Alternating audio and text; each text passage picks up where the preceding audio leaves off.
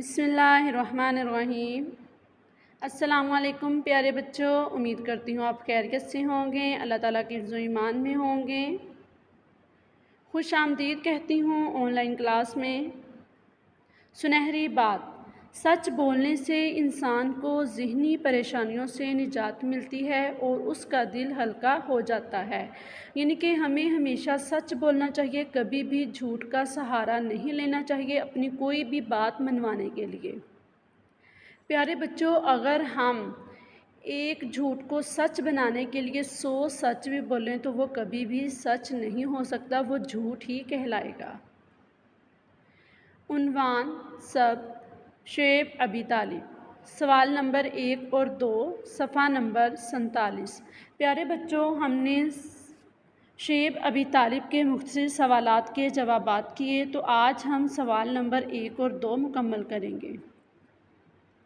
तदरीसी मकासद, बच्चों को इस काबिल बनाना कि वो हज़रत अबू तालिब का किरदार यानी कि हज़रत अबू तालिब के किरदार के बारे में जान सकें। शेब अबी तालिब का तारुफ़, मुश्किलात और महसूरीन यानी कि महसूरून की अल्लाह ताला ने किस तरह मदद फरमाई उसके बारे में जान सकें। प्यारे बच्चों, इस्लामियत की किताब का सफ़ा नंबर 47 खोलिए। सबसे पहले सफ़ा नंबर 47 पे आज की तारीख़ और दिन लगाएं। सवाल नंबर 1, शेब से मुराद है। शेब से क्या मुराद है? घाटी। शेब अबी तालिब मलकियत थी, बनु हाशिम की, बनु अदी की, बनु मखजूम की, बनु उमैया की, बनु हाशिम की। कुरैश के लोग इकट्ठे हुए वादिये महसब में। ये मुहासरा जारी रहा 3 साल। कुरैश ने जो मुआहदा खाना काबा में लटकाया था, इससे चाट लिया धीमक ने।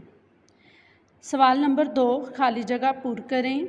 इस बाइकाट के नतीजे में डैश को इंतहाई मुश्किलात का सामना करना पड़ा, बनु हाशिम को।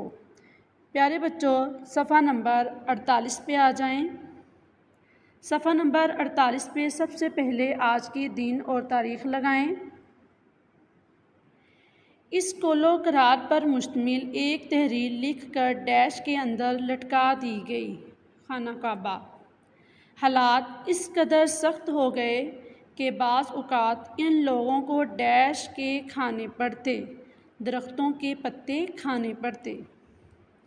मुहासरे को ख़त्म करने की इब्तिदा कुरैश ने की थी। सब लोग वादिये डैश में इकट्ठे हुए, वादिये महसब में। घर का काम सफ़ा नंबर 47 और 48 मुकम्मल करें। अल्लाह हाफ़िज़। अपना बहुत सा ख्याल रखिएगा और दुआ में याद रखिएगा।